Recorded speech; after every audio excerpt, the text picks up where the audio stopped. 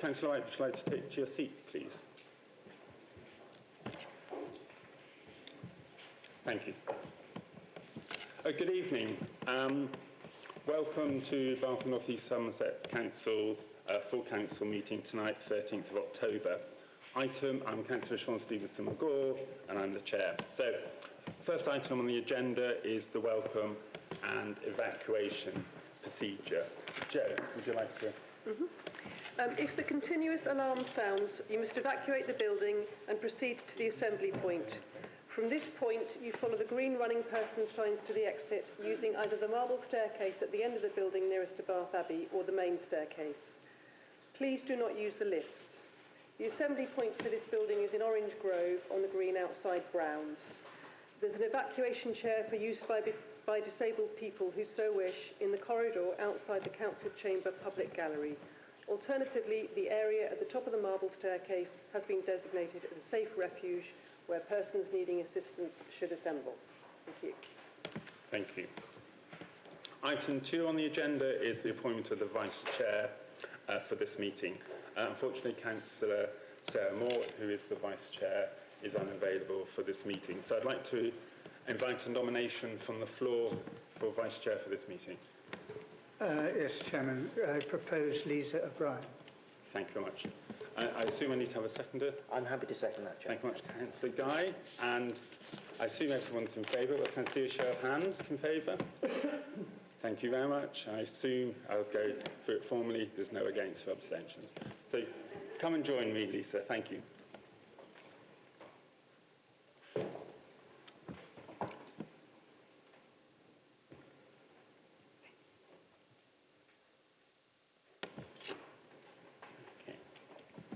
Item 3 on the agenda is apologies for absence.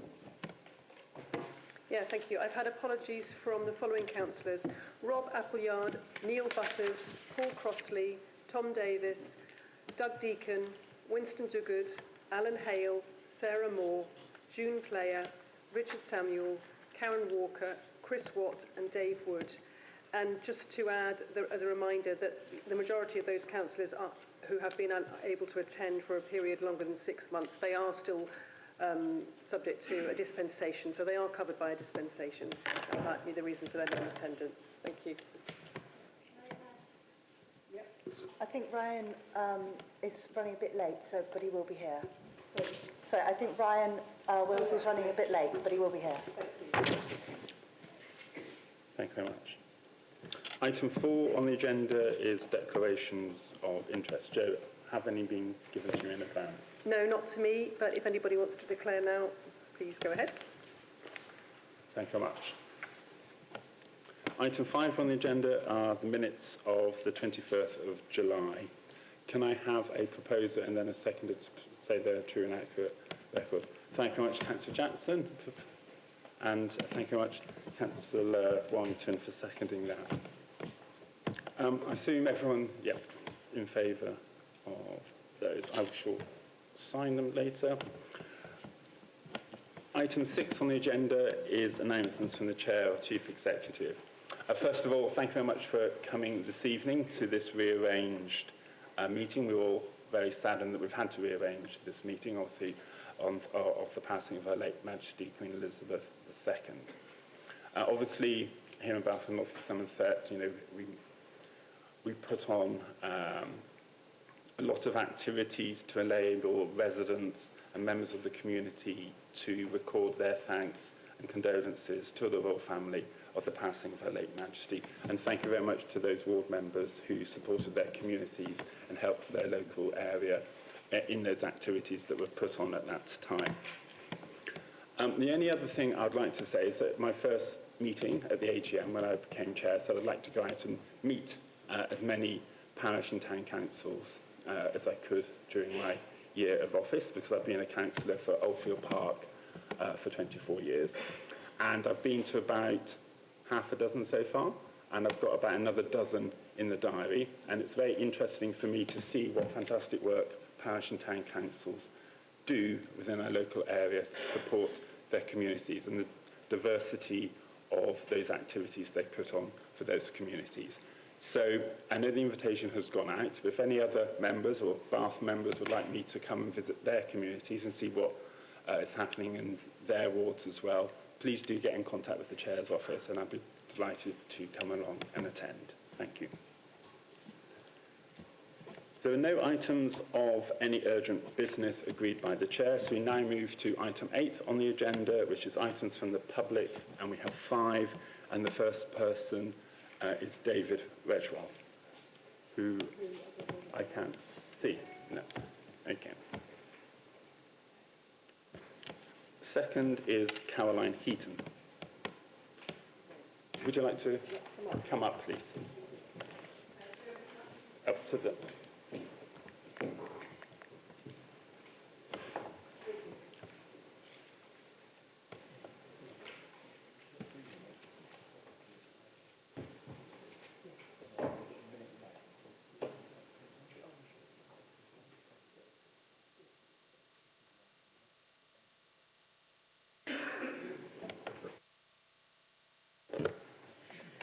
Hello, I welcome the opportunity to come and speak to this meeting. Thank you, Councillors, Chair, Bath residents. We're here to talk to the motion about renewables vs nuclear, or rather the other way round. It's a subject I feel passionately about. This summer, I'm sure, will have focused many minds on the climate crisis, fires, drought, coupled with the awful fuel poverty issue. And so we urgently need to address where we get our energy and how sustainable it is. Perhaps, as with novelist Maggie G's fictional character Bruno, the word nuclear has bewitched some minds with its suggestion of some new solution, new clear. It's certainly not new, and nor is it clear if we mean by that anything to do with purity or anything which can be demarcated safely, bounded. The reality is very different. Numerous accidents have beset nuclear power stations, many of the more minor ones hidden and hushed up from the public. But even those well-known incidents, a very brief roll call which will be familiar to all of you, from the Chernobyl meltdown in '86 to the 2010 Fukushima incident, will surely have taught us the inherent dangers of relying on nuclear power. But there are many other issues. Even where a nation regards itself in charge of its nuclear power plants, and that is far from the case as we move towards deals with other countries, there is also the possible threat of sabotage, as we're seeing now in Ukraine. The difficulties are well known with the inherent instability of nuclear materials, the horrific long life of nuclear waste, and the sheer cost and time that it takes to build a nuclear power station, have it up and running. Renewals are a totally different case, a positive case. They're much cheaper. Greece last week, breaking news, was able, admittedly for a short period, but it shows the direction we should be going in, was able to source all of its electricity from renewables. They're hugely affordable and becoming more so year on year. Recently, and actions speak louder than words, the government itself, via auction, sourced power from renewables that will be 9 times cheaper. You'll find this than using nuclear power. Yes. So to conclude, I feel strongly that renewables as the affordable, sustainable and non-polluting solution is the only way we should now be going. Thank you very much, Caroline. If you'd like to just stay there for a second. I have to ask, so I'll ask the group leaders in turn whether they have any factual questions, and you can also defer that to someone else to answer. So, Councillor Guy, do you have any factual questions? Thank you, Chair. Thank you, Caroline. I couldn't agree with your sentiment more strongly. I do have a factual question. Is it important to stand against fracking as well? Absolutely. It's an issue I've campaigned on. And if I could say very, very quickly, I have heard expert toxicologists and geologists speaking against it. Everything tells us we should avoid it. Thank you. Thank you. Councillor Pritchard, your factual question. Yes, thank you, Caroline. Caroline, do you envisage a circumstance where nuclear might be an appropriate use for nuclear? I don't, because I think the dangers are too great. And the issue of disposing of toxic waste is huge, long life, half-life, makes it extremely unviable. Thank you very much. Councillor Moss. No questions. Sorry. Councillor Hughes. Oh, I get my numbers mixed up. That's absolutely fine. Thank you for your statement, Caroline, but no factual questions. Thank you. Thank you. Councillor Moss, did you say? Do you have a factual question? Thank you much, Caroline. Thank you. Thank you. Guy Norfolk.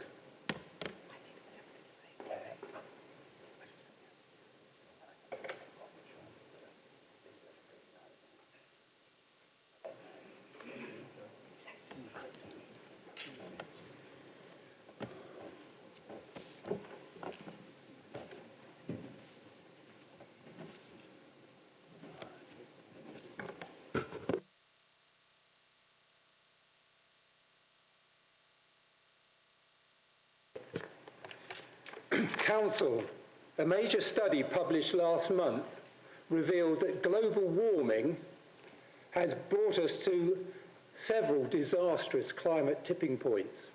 And the current cost of living crisis, which has of course been precipitated by escalating international fuel prices. Never, therefore, have the arguments in favour of low carbon, secure energy supplies been so clear. Now, many suggest that nuclear power is the panacea for all our ills, but the facts suggest otherwise, indicating that further expansion of nuclear in preference to renewables should be opposed on the grounds of cost, timeliness, safety, the environment, and global security. On cost, the price of nuclear continues to move in the opposite direction to wind and solar, which are now a third of the price of nuclear. The economic arguments in favour of renewables appear irrefutable. On timeliness, big nuclear plants take a very long time to build and are traditionally beset with delays. By contrast, wind and solar can be up and fully operational in a fraction of the time. On safety, one may have thought that after the disasters at Chernobyl and Fukushima, that nuclear would just be a no-no.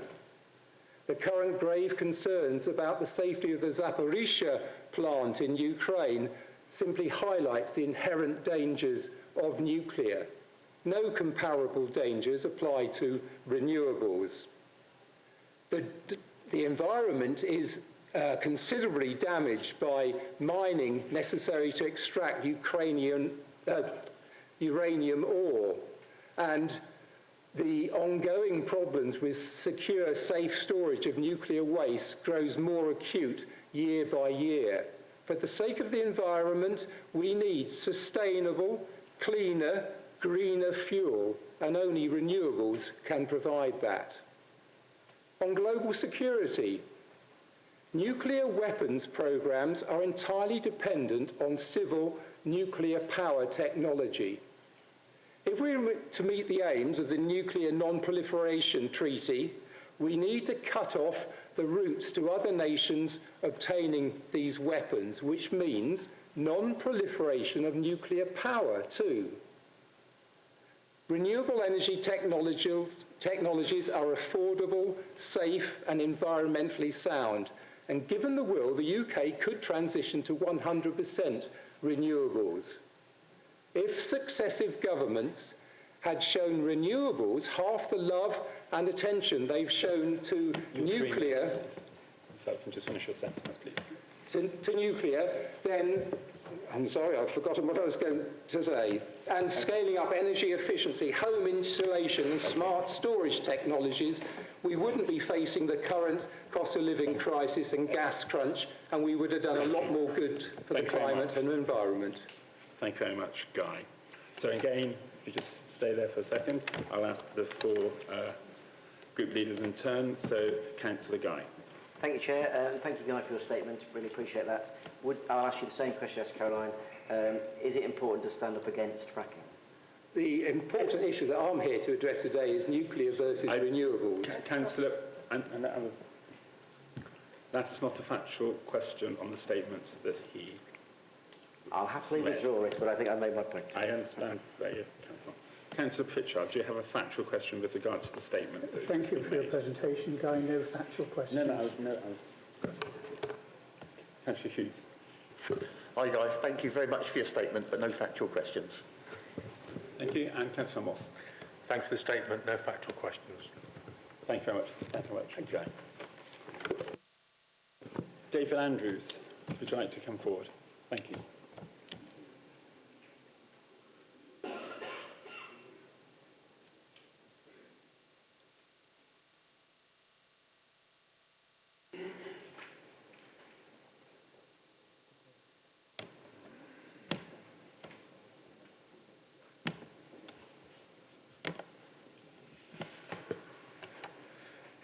Thank you very much for inviting me here today. What I'm going to say, if you want to look on more technical and factual details of what I'm going to say, make a note of this if you like. Just put into Google Professor Mark Barrett, Sizewell Nuclear, Claverton Energy, and you'll get a whole reference background of what I'm going to say. So basically, it's now an indisputable fact that renewable energy, that's wind and solar, in this country are capable of providing a completely reliable and continuous supply of heat and power, even, people often ask this question, even during long periods, week-long periods, 2-week periods of no wind and no solar. The technologies to do this are well known. So it is misleading and a myth, as the nuclear industry continually says, you need a continuous supply of power from nuclear. That is simply not true. So even during long periods of no wind and no solar, renewable energy can heat and power our industry and buildings. So, and the second point is that renewables are, as other people have said, much cheaper now. The cost of building renewable wind or solar is a quarter to a ninth of the price, depending on how you do the sums, of building a nuclear power station. There's no financial case at all for building nuclear power. The other point is that it takes, on average, if you look at the statistics, about 20 years from the time you snap your fingers and start building a power station, a nuclear power station, till it's delivering. If you remember, we were told that Hinkley would be cooking our Christmas dinners in 2017, and it's still nowhere near finished. Nuclear takes about 20 years, whereas in the North Sea, a wind farm takes about 5 years from the time you snap your fingers until it is operating. It operates reliably and at a known cost. And whereas with nuclear or fracking, we don't even know if there's any fracking gas there, actually. It's not clear there will be, and it certainly would take decades before any significant amount of gas is available. So two things, there's no doubt that that renewables is cheaper than nuclear and cheaper than fracking, and it is just as reliable. And so we need to ignore the misinformation coming out from both the fossil and the nuclear industry as to the betterness of their technology. It is not true. And by the way, I am an expert advisor to the European Commission Laboratory on Energy. I was invited expert for 2 years on power generation. So what I'm saying is based on scientific, technical facts. Thank you very much. Excellent on time. Thank you very much, Dave. Councillor Guy, do you have any factual questions on the statement? I will try better this time, Chair, I promise. Thank you very much, Dave. Really appreciate that. So as you're against nuclear energy, is fracking a solution to the energy crisis? Well, for a start, we don't know. We do not know how much gas is there, if a significant quantity is there, and if it can be made available quickly. So it's a gamble. Well, we do know that if you invest money in building wind farms, you will have the capacity of a nuclear power station in 5 years, and fracking cannot possibly match that. Thank you, Chair. Thank you. Do you believe that a wide diversity of different energy sources is a wise pursuit? As a principle, it is, but nuclear energy Chair, is that's not a factual question. That's asking for his opinion. Dan Simpson, have you abused it to date? I'd just like a stickler for the rules, Mavik. Councillor Pritchard, would you like to speak to the chair rather than opposite you? Thank you. I did tell Councillor Guy off. I'm quite happy to tell you off as well. I accept. I'm happy to answer that if he wants an answer. Do you have a factual question? Please. I don't hold the council's time up for me to rephrase the question. If you add nuclear to a mix of energy, you just increase the costs. Councillor Hughes. Hi, Dave. Thank you very much for your statement. I have no factual questions. And Councillor Moss. Following on from your comment about the economics of fracking, do you believe it is economically viable for Jacob Rees-Mogg to be offering his garden up to frack in North East Somerset? Just so I'm not being unbiased, Chair, I think that is not a factual question.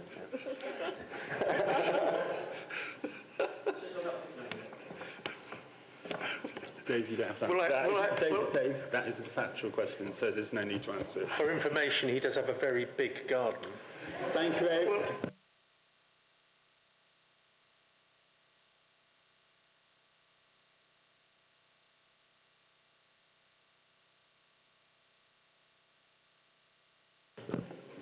I didn't think it was related to his statement closely enough to be a factual question on his statement. Thank you very much. Thank you very much.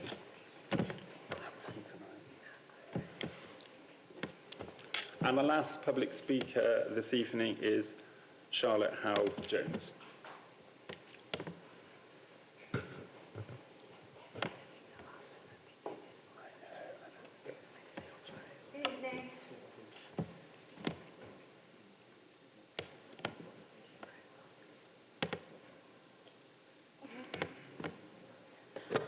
I'm here as a mum and a worried constituent of Jacob Rees-Mogg, Energy Secretary. I thank Councillor Wright for proposing this motion. In the midst of the cost of living crisis, and as many families across Bath and up and down the country are struggling and making tough decisions as winter approaches, we urgently need this government to deliver an energy strategy that will swiftly bring down bills and keep them down long term. And in the midst of the climate crisis, when the clock is ticking fast on our ability to keep global warming to 1.5, the temperature thought to keep the planet livable for our children, my children, we need a strategy that will swiftly lower emissions. And as a mum, I stress the word livable because we are seeing the dire impacts of what's happening at 1.1 degree of warming, and I fear 1.3, let alone 1.5. So it's never been more urgent that this government delivers an energy strategy that lowers our energy bills and our emissions, and fast. The answers to both these crises go hand in hand. Stop energy waste through a funded programme of insulation and move quickly off oil and gas and nuclear to homegrown, renewable energy, as lives depend on it. Lives really do depend on it, whether it's vulnerable members of our community in Bath this winter or families in impacted countries, most impacted countries. Just look at Pakistan. And a bonus that the government washes over time and time again is the benefit to our economy. It will benefit it, not detract it. Energy Secretary and my MP, Jacob Rees-Mogg, wrote in The Guardian today for his support of renewable energy. But the reality is the government's just lifted the moratorium on fracking. It's looking at nuclear gas.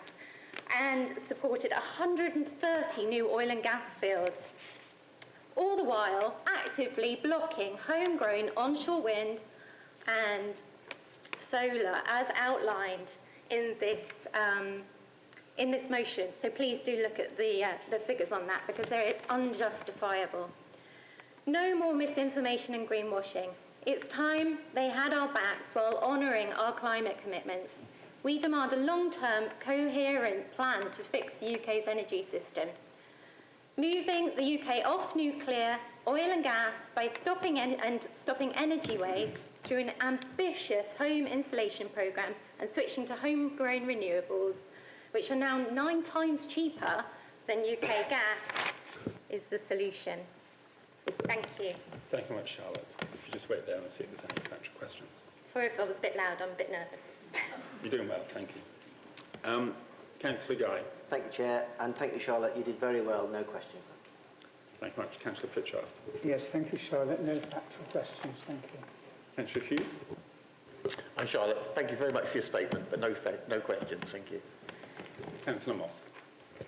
Thank you for your statements. No factual questions. Thank you very much for coming along and speaking. Thanks for having me. So obviously you can consider those public statements when we get to the item on the agenda that they were referring to in their statements. So moved on now to item 9 on the agenda, which is the local plan partial update. Obviously we were going to be debating this at the last full council meeting, but obviously for circumstances with Her Majesty passing, we had to postpone that meeting. And through agreement, it was agreed that we would handle that item under the constitutional role 3.4.3, which is the Chief Officer's action. So we're not debating that item tonight.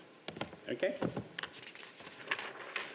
Item 10 on the agenda is the Corporate Audit Committee Annual Report, and I believe Councillor Elliott will be moving the recommendations, and I believe Councillor Pritchard may be seconding it. So over to you, Councillor Elliott.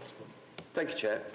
Don't propose to take up too much of Council's time with this report. There are 2 parts to the motion. The first is simply that Council note the annual report from the Audit Committee. As a committee with specific powers delegated from full Council, the Corporate Audit Committee is required to report back to full Council on its annually on its activity.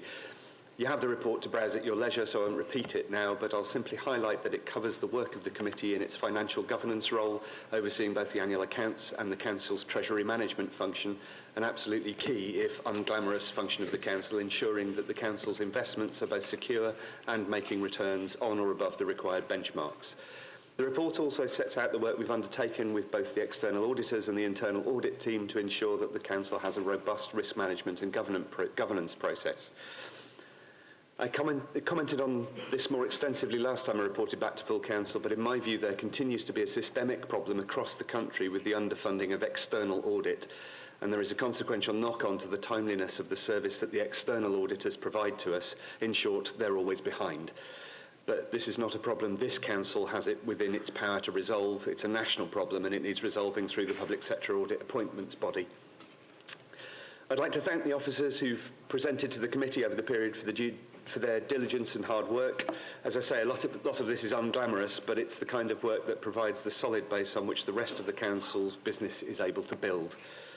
Please do ask me or any other members of the committee if you'd like to know more about the work of the Audit Committee, either in this meeting or feel free to drop me an email at any time. The second thing the report asks Council to do is to approve the updated terms of reference of the Audit Committee.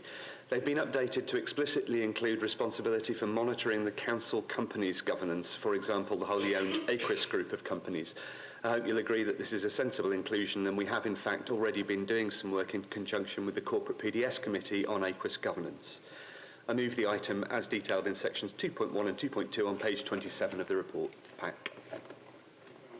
Unglamorous for some, glamorous for others. Yes, Chairman. Happy to second without comment. Thank you. Are there any speakers? I haven't seen anyone indicate so far. If there aren't any, we'll move to the vote on the recommendations. Given there are no other speakers, You do have the right to sum up, but I assume there's nothing to reply to. Okay, thank you. So therefore, all those in favour of the motion as put? Okay. And I'll just double check Joe's eyesight. Anyone against? And no abstentions. Yes, well done. Thank you very much. Hopefully we can be speedily on the other items. Item 11 is the Standards Committee Annual Report, and Councillor Halsall is going to introduce this item, and hopefully Councillor Moss to second. Thank you, Chair. We all subscribe to the Nolan principles for those in public life: selflessness, integrity, objectivity, accountability, openness, honesty, and leadership.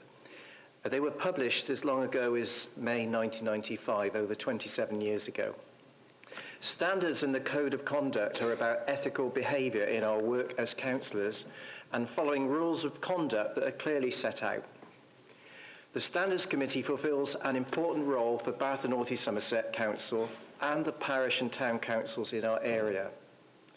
Dr. Axel Palmer, the independent chair of the Standards Committee, I and the other committee members would like to thank Michael Hewitt, the monitoring officer, and all the team that serves the Standards Committee for their work preparing this annual report and its statistics.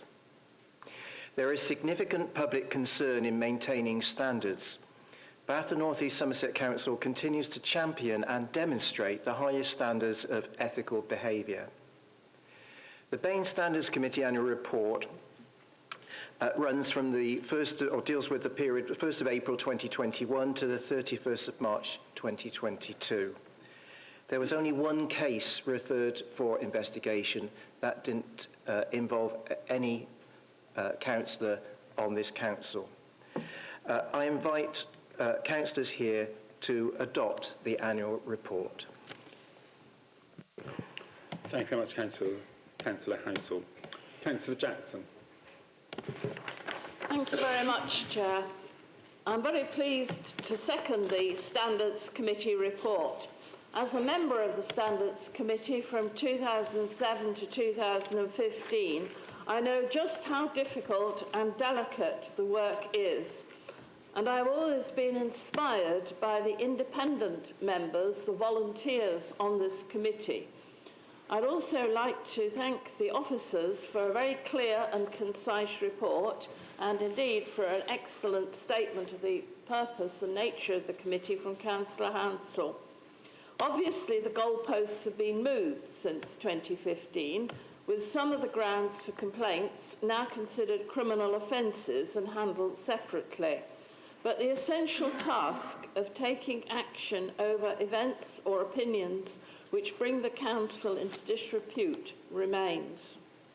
As the waves of national moral turpitude wash over us, nothing could be more important than that this council upholds the highest standards. Politicians, I have to say, have slumped below estate agents and journalists in public opinion. And this could have very serious consequences when our parties and the independents are looking round for people to stand as councillors in May 2023. It's therefore all the more important that we accept this report and make it very clear that we uphold the highest standards and that we have a system that our residents, when they feel aggrieved or wrong done by or insulted or whatever, can refer their case to. I think the report is also an excellent reminder that rules exist for a purpose and we are glad to uphold them. Thank you. Thank you very much, Councillor Jackson. I haven't seen anyone indicate they'd like to speak. No. I assume, Councillor Halsall, you don't need to... Would you like to sum up?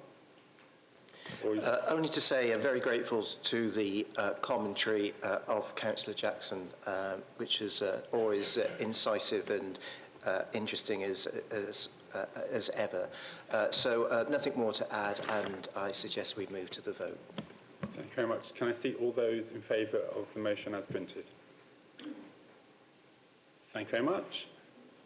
Are there, I think that's unanimous. Was that Councillor Wright, you vote? Thank you very much. Just check, no one against? No, so that's unanimous again. Thank you very much. So move on to item 12, which is the use of investigatory powers annual reports. And I believe Councillor Guy will be moving this, and Councillor Hughes. Yep, thank you, Chair. I'll be very brief as this is a statutory paper. So I would ask the Council to note the use of the Regulation of Investigatory Powers Act 2000 and the Investigatory Powers Act 2016 by the Council in Appendix 1. I will also note that the changes to the Council's policy of Regulation of Investigatory Powers Act 2000 and the Investigatory Powers Act 2016 noted in 2.2. I therefore move, Mr. Chair. Thank you very much. Councillor Hughes. Yes, I'm happy to second this report. Thank you very much. And again, I can't see anyone indicating they would like to speak. Councillor Guy, do you have anything to add in summing up? No, thank you, Chair. Thank you very much. Therefore, you're asked to move to vote in favour of the recommendations in 2.1 and 2.2. All those in favour? Thank you very much. And I think that's going to be unanimous again. Anyone against? Or abstentions? No, that's carried unanimously. Thank you very much. Item 13 is the proportionality review. And again, Councillor Guy, I believe you're moving this. And just to note, there has been an updated paper on proportionality circulated from the original September circulation. Thank you, Chair. With great pleasure, happy to move this recommendation on proportionality. I'd like to thank the officers for their time. It always takes careful consideration. I'd also like to welcome Councillor May to the Liberal Democrat group. He's an excellent asset to the party, and we look forward to working with him closely, and he's done an exceptional job. Yeah.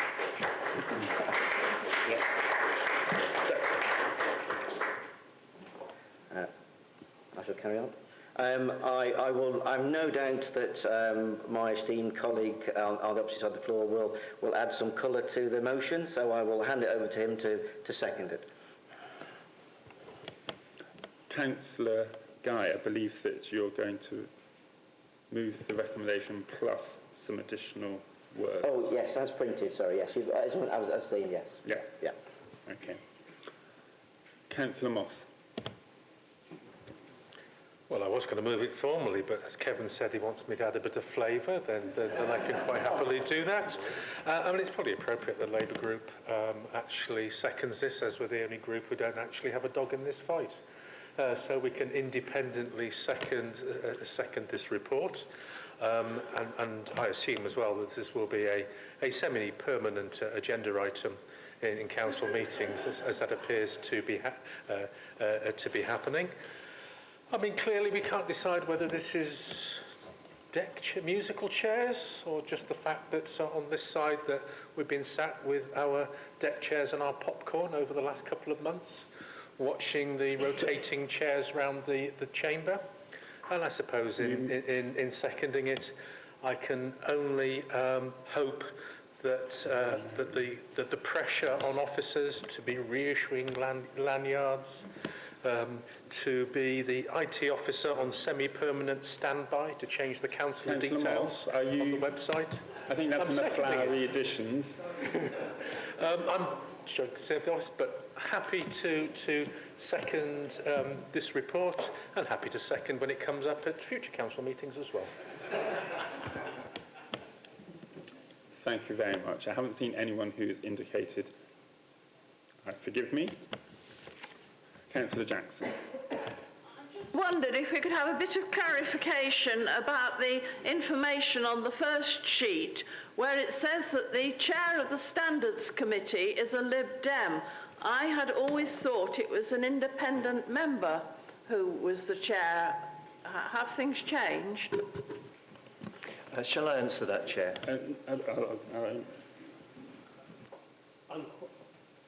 Sorry, Chair, I'm quite happy to answer that.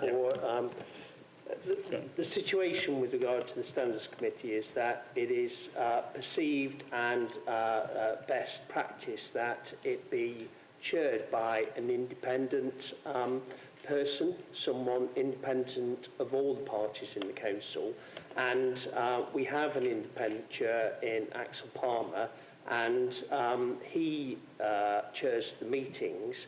However, when we get to a position where there is a need to vote on a particular matter, he does not have a vote because he's co-opted onto that committee, and at that point the chair goes to that which is appointed in accordance with the proportionality regulations, and that member is a Lib Dem member, and that's why that is the position. It's in relation to voting because the independent co-opted chair cannot vote on matters. Thank you very much for that clarification, and thank you very much for the question. I think that'll be very helpful for one member of the public who's watching. You never know, there might be two. We'll move to, obviously we've had the proposer and the seconder. You know what the recommendations are. Can I see all those in favour? And thank you very much. Sorry, Chair. And anyone against? And any abstentions? No, that was carried. We're going for a record of everyone unanimous tonight? Let's see. Oh no, right, we're on to motions from parties now. Item 14 is a motion on local government pay from the Labour Party. Councillor Moss. Thank you very much, Chair. Obviously, this motion was put forward to Council a couple of months ago, and it's clearly this is a delayed Council meeting. I would just point out that paragraphs 8, paragraph 9 and paragraph 10 really refer to the work that was done by Council officers during the pandemic and how we were always happy to applaud and to bang pans during that period of time, and it's right that they deserve a proper pay increase. And also I think the important point that local government finance, particularly in relation to pay, has meant in the inflation rate for running the council is rising quite considerably, and this motion does make the point about the need for central government to make a serious commitment to local government finance. But that said, the motion in its generality has actually passed by because of the settlement that is currently being discussed by the trade unions. So at this point, the Labour Group will be withdrawing the motion. Thank you very much. So we have concluded that item. We now move on to item 15, excuse me, item 15 on the agenda, which is on bus cuts, and it's from the Liberal Democrat group. Councillor McCabe. Thank you, Chair. Well, what a sorry state we're in. Bus services once again being cut to the detriment of our residents. Another episode in a failed dogma of privatisation. A dogma that has led to monopoly companies, high fares, unreliable services and services that do not meet the needs of our residents. And a dogma that has proved wholly inflexible and unable to cope under the pressures we as a society have faced over the last couple of years. Gone are the heady days of 1985 when a small raft of companies stood ready to run bus services. Instead, larger companies were able to undercut and put smaller companies out of business. Up went the fares, and when bus services proved unprofitable, when a bus service proved unprofitable, it was cut, unless the local authority coughed up enough cash to return it to profit. And now we're in a government-induced crisis, not enough drivers. Why? Because the government decided to write to bus drivers to lure them away over to HGVs. The grass will be greener, they said. Better paying conditions, they said, and off went the drivers. So our near monopoly First Bus are saying that they don't have the drivers and that their income has dropped due to less journeys being taken post-pandemic, that inflation in their sector is running at 42%, and that rather than run unreliable services, they'd rather axe routes entirely. So in my ward, that means the 178, the only link to Bristol city centre for Malmesbury, as well as other villages on the route. I was contacted by my residents explaining what hardship axing this service would cause, so young people unable to get to school, vulnerable people unable to get to work, and elderly people unable to access NHS services, all protected characteristics under the Equalities Act. So what can this council do? Well, we certainly can't force anyone to run the service. The subsidy is there, but we are reliant on a private company coming forward to run the 178. We are also unable to run the service ourselves because the 1985 Transport Act says we can't. Not even as a temporary measure until the current market situation is recovered. So dogma over common sense. In fact, it was the creation of the Combined Authority that took away all our responsibilities for public transport, where once our residents could come and talk to their locally elected councillors about public transport in their communities, they now have to go to some random besuited bloke called the Wecker Mayor, who doesn't even know their area and who can only go and plead with a private monopoly on behalf of the whole region not to axe this service or that service, because it isn't just us. It's Bristol, it's South Gloss, it's North Somerset as well. So step forward the Labour Wecker Mayor, Dan Norris, who announces he's saved the 178. But he hasn't really, has he? Because whilst communities at one end of the route get a new service up the A37 into the Bristol, the rest of the route along the A39, those communities get a reduced, foreshortened service. Our residents now have to change at the Brislington Park and Ride, or coming home pray that their connecting bus is not delayed in the traffic in Brislington. I also have residents who use the 42 to get to the RUH, now axed. And whilst the 4 will turn around at the Odd Down Park and Ride, it goes through Bath city centre. So I'm having to tell my residents to allow more time to get to their appointments. It's an absolute mess. A government blindly following a dogma that puts profits before people, whether it's energy, water or public transport, our residents lose. And then I have to also explain to my residents how a portion of their council tax is paid via Wecker to a private company so that it can make at least 15% profit on a bus route. Private companies that keep reminding us that they can't run a service at a loss because of the 1985 Transport Act. So all we can do is tinker around the edges of a failed system, a system that our forebears in this place have been tinkering with over the last 30 years, a system that only allows us as elected members to call on others to act. So that's what this motion does. It's what it's forced to do, call on others to act. Call on the Wecker Mayor to once again beg the private sector not to axe services, to bring forward innovative solutions and to once again describe what we'd like to see if for our region, if we were living in an alternative reality where the government cared about public transport and recognised that there is a climate emergency. And whilst I'd like to see the revocation of the 1985 Transport Act, this motion simply calls on the government to overhaul funding models, to take action to address the driver shortage and to restore transport authorities' ability to directly intervene in the transport market, the public transport market. And finally, it asks the leader to communicate the council's view to the Wecker Mayor, government and our local MPs. So, therefore, I am content to propose this motion. Thank you very much. You have 30 seconds spare. I don't know. Would you want 5? I did it for 5 minutes, yeah? Yeah, okay. Because that's, yeah. Councillor Warren. Thank you. This evening, I'm beyond furious.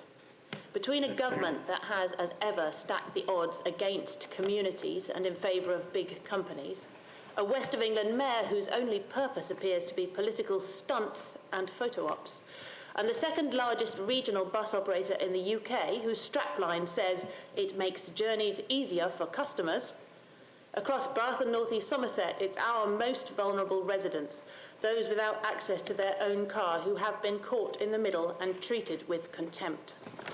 Our efforts at Bath and North East Somerset to improve local health and reduce pollution and carbon emissions for everyone who lives and works here have just been sent up in smoke. Some residents will understandably go out and buy a car, adding to congestion. And can you believe the system is such that as the local authority and as our residents' elected representatives, we appear to be completely powerless? Making journeys easier for customers? Well, Mr. Claringbold, not in Barthampton, you're not. Our 11-year-olds used to catch the number 11 from the centre of the village into town and walked on or changed service for schools in the south of the city. Now, with an hourly D1 service, they'll stand at the side of the A36 in darkness to wait for the 7:16 a.m. bus. They'll be deposited at the bus station still before sunrise at 7:27 to walk on and arrive 45 minutes early at school. Alternatively, it has been suggested they might walk a mile in the wrong direction across Barthampton Meadows in absolute pitch darkness to pick up a service in Bath Easton. Mayor Norris says his heart goes out to those affected by cuts, but he hasn't so much as been able to find time to take a phone call from me, as Bath and North East Somerset's lead on WECA's Transport Board, to hear about the impact of his decisions. He hasn't even sent a representative to attend public meetings the council has arranged, either in Bain or on Zoom, to discuss changes to the bus service. These buses are a lifeline for many who may now be trapped in their homes, and my pleas to WECA for any form of mitigation for communities like Twerton and Barthampton have been met with deaf ears. Mayor Norris has reduced single bus fares, he says. Well, first off, that's a slap in the face to those who have just had their service removed. But when you look at the small print, it's at the expense of those who use the bus day in, day out. A first day ticket in Bath has now risen to £5.60, a weekly season ticket to £22, and Mayor Norris has specifically excluded 11-year-olds on Bath Eastern's X86 service to Ralph Allen School, who still pay £4 for a return ticket. This mayor has shown complete contempt for residents dependent on the bus and for his combined authorities' net zero commitment. To look at our neighbouring European countries with public transport systems that work, the clue is in the name. They rightly look upon buses as a public service, funded through taxation. I therefore commend... 3 minutes is up. Okay, I commend the motion and want to thank Councillor Guy for continuing to convey our absolute outrage to Mayor Norris, our local MPs and to government. Thank you very much. Lots of people have indicated to speak, but given that we've had notice of an amendment before the meeting, we will take the amendment first, and the proposer of that amendment is Councillor Wright. Yeah, thank you. I'd like to propose an amendment. Sorry, Councillor Wright put the amendment first. So the amendment I've put is produce a detailed strategic bus network map for the West of England in consultation with the unitary authorities. This bus network map will allow unitary authorities within the region to implement this network map in their local plans and bid for appropriate funding.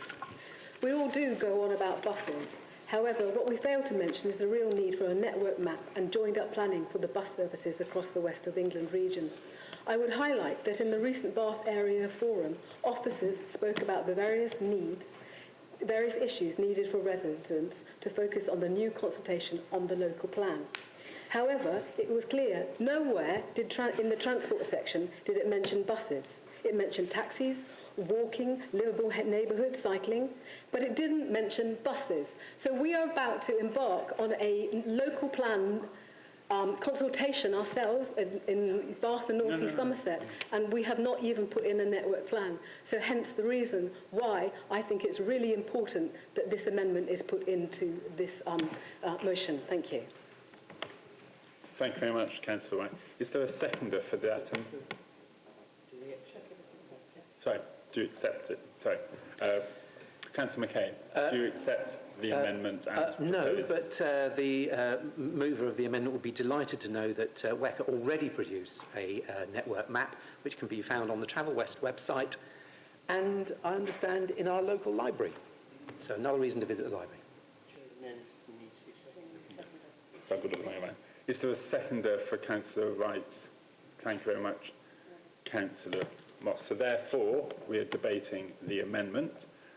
There's a list of people who indicated they wanted to speak on the main motion. I'll ask you in turn if you want to speak on the amendment. If not, we'll keep you until we have voted on the amendment. Councillor Pritchard, do you want to speak on the amendment? Substantive, please. Thank you very much. Councillor Hardman. Councillor Wallington.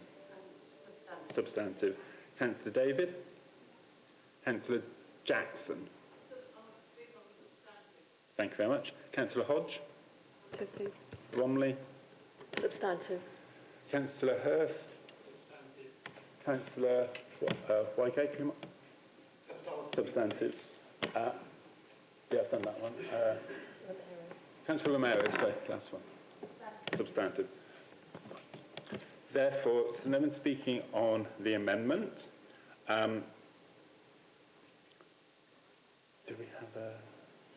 Do you have a summation on the amendment?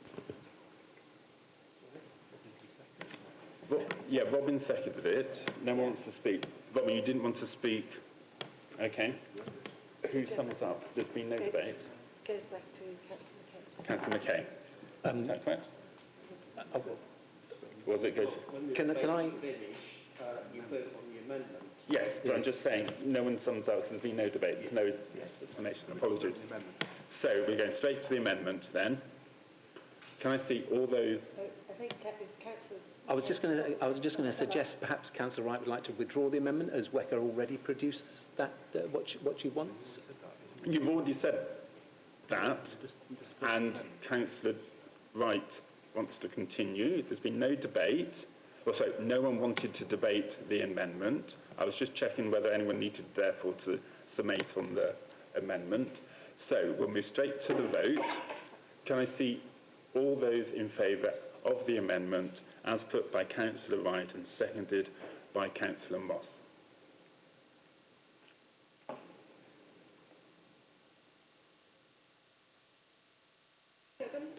Thank you very much. Can I see all those against?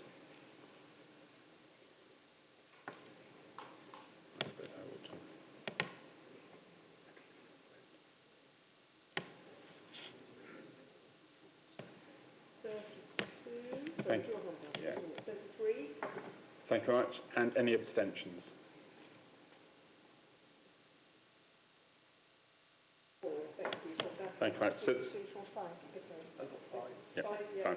So the motion has fallen, so therefore we are back on the original motion which was proposed by Councillor McCabe and seconded by Councillor Warren. Oh, sorry, I didn't realise. Who's proposing that one? So we go to this one.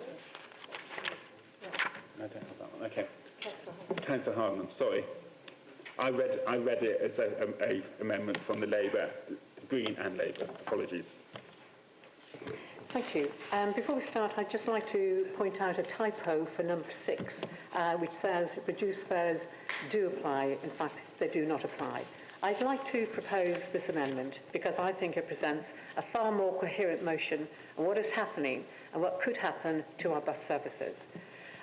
Firstly, I'd like to point you to number 7. We've heard people saying, councillors saying, that the Wecker Mayor is performing political stunts, that he doesn't know the area. In fact, he's engaged in a series of public meetings on buses across our region where he has listened to the concerns of people, and where possible, he has been able to act on these. So this is totally, I would totally challenge the things that people have said, these assertions that people have said. Secondly, I'd like to point out to number 4, and our Bain's council transport levy is low in comparable to other councils at £20.49p. So I'd just like to point that out. These are difficult times for bus services, and let's recognise the Combined Authority has done, I believe, an excellent job in very difficult circumstances. We've heard some of these, and it's a process that is still not finished. We've heard of the many difficulties, driver shortages, Brexit, remember those lovely Polish drivers now mainly gone, paying conditions, falling passenger numbers and rising costs. And yes, people have said many of these problems go back to the Tory privatisation of buses in 1985, which forced an essential public service to be governed by market forces. But we're now in a situation, and thanks to the Metro Mayor's hard work, over half of all the bus routes under threat of cuts have been saved. And I think this is a very important consideration to be aware of. This has been particularly important in North East Somerset, where people would have struggled to get to work, school children to get to school, resulting in higher car usage, not to mention the effect on the climate emergency. So bearing all these things in mind, I'd like you to look at what this amendment actually says. And finally, if the leader of Bain's takes this opportunity to start a more constructive dialogue with the Combined Authority, who knows what could be achieved. Thank you. Thank you very much, Councillor Harman. Do I have a seconder for the motion? Oh, the amendment. Oh. Just in time, Councillor Moss. Yeah. Is the amendment accepted? Councillor McCabe, sorry. No. In that case, we move to a debate. Is there a seconder? Councillor Moss. Thank you very much. I mean, I understand it's 9 months away from an election. We've got some difficult times with bus cuts that are taking place and reduction of services. And so, of course, one person in the firing line is Labour's Dan Norris as the combined authority mayor.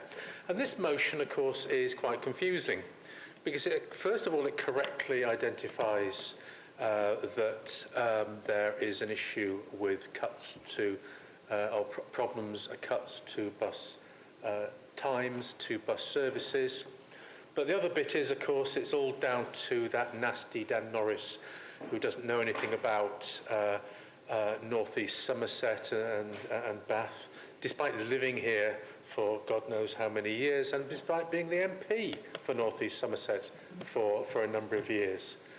And him not appearing in North East Somerset to talk about this is slightly odd. I would understand, considering the amount of public anger, if Dan hadn't turned up to meetings, but meetings in Poulton in particular and across the area, he has taken a great deal of flack. So to imagine that somehow he doesn't know what's going on and not listening to people is slightly an eccentric way of putting an argument across. And of course, presumably this nasty Mr. Norris is responsible for the fact that services are being cut in Gloucestershire as well. We've heard yesterday, was it, that Stagecoach are announcing for exactly the same reasons as we are seeing in Bath and North East Somerset, there are problems with services in Gloucester. We know as well that the issue with drivers, and it's slightly rich of Bath and North East Somerset as a council to be quite rightly saying to local residents when it came to refuse and waste collections, bear with us, we've got problems with drivers, but then to turn around and say, oh, well, but it's mainly the mayor and it's mainly subsidy is the issue.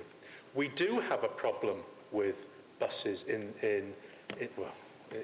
Bains as well as other areas. We do need to look at franchising, and we do need to look at other ways and innovative ways of providing services. But while I understand the need for political knockabout in 9 months before an election, not particularly helpful, not particularly accurate, and not something the Labour group is going to support. Thank you very much, Councillor Moss, for seconding that amendment. I will go through the long list that I had before of speakers. I know one person who does, but I just want to check the people above that person. Councillor Pritchard, do you want to speak on the amendment? Still with the substantive. Thank you. Councillor Warrington? Amendment. Over to you, sir. Would you like to speak, please? Right, Council. Residents in my ward have expressed their sadness at the recent news that WECA is to make big cuts to bus services in Bains. For many people, especially in the rural areas, buses are a lifeline, and now this lifeline is to be removed. In the context of struggling high streets, the climate emergency, and increased levels of congestion, cutting bus services is entirely counterproductive.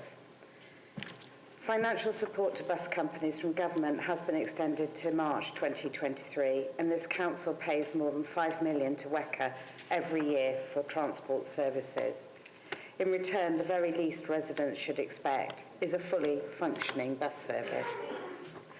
I attended one of the WECA Mayor's bus consultations in the Chew Valley, and my understanding of the difference in the Bains and the Greater Manchester figures per passenger of £20 and 49p per passenger and the £67 and 58p for Greater Manchester is the fact that the Mayor of Greater Manchester can raise a precept where the WECA Mayor cannot without a change in a statutory instrument. I would ask that this administration increases its efforts to hold the Metro Mayor to account and to demand a better deal for Bains in the realms of public transport. Thank you. Thank you very much, Councillor Warrington. Councillor David, do you want to speak on the Labour amendment? Substantive. Councillor Jackson on the amendment? Well, it's really a hybrid, like Would you like to speak on the amendment or the substantive? Sorry, what I want to say is really a hybrid, like the best sort of cars, I'm told, which can be electric or so you're petrol. speaking on the amendment? But I want to support very strongly the Labour amendment, not least because it boils down and makes concise and accurate the facts that are in the substantive. I take exception to the idea that there was not any consultation.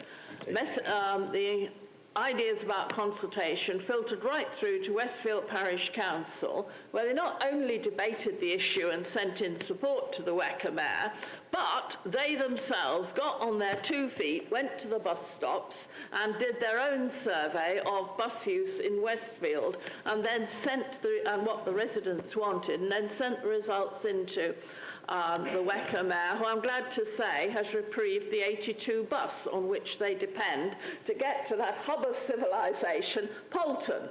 And I pointed out that the cuts would mean that Poulton Hospital would be completely cut off if these cuts went through. And I'm glad to say that so many of them, thanks to the actions of our residents, we shouldn't be claiming the credit for what they themselves have done, has had some effect. So much effect indeed that when I got on the 82 bus recently, somebody gave me a big hug and said, the mayor has saved the day. And this is why I think we should drop all the vitriol in the substantive, move to this nice, concise and accurate amendment and vote for that instead. Thank you.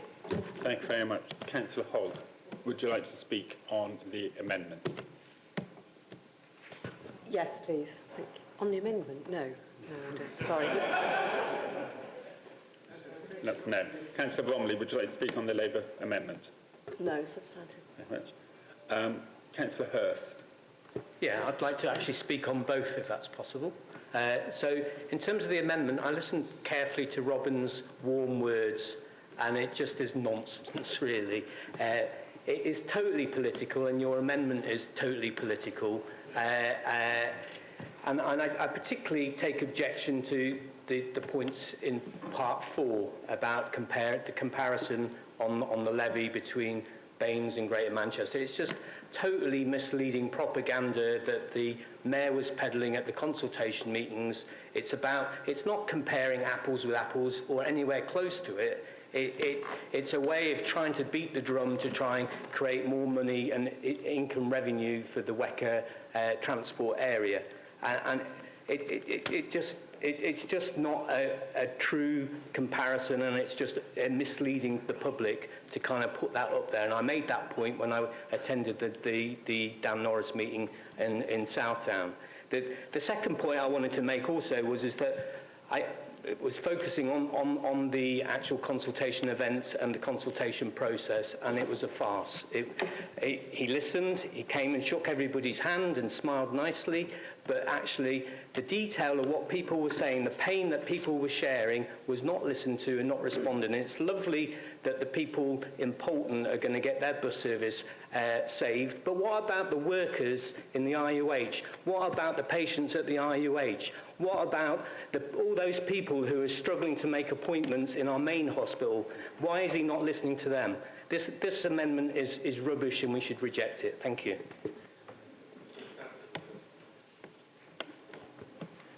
Thank you very much. Councillor Kumar, would you like to speak on the Labour amendment? No, on the substantive. Councillor Romero, would you like to speak on the Labour amendment? Councillor Bourne on the Labour amendment? Councillor Wright on the Labour amendment? There are no other speakers on the amendment. Councillor Guy, then. Thank you, Chair. As I've been mentioning a couple of times, I thought I'd bring it up. So I'll try and take the politics out of this, because I have deep respect for the Labour members and some of the things that they've been saying. So at the beginning of this year, myself and the Labour Mayor of Bristol and the Conservative leader of South Gloucestershire worked ridiculously hard when we were faced with the precipice of buses being cut.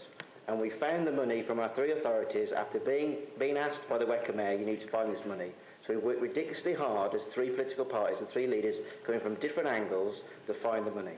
I have spoken to regional leaders across the country that have been able to save their bus routes by working hard with regional leaders.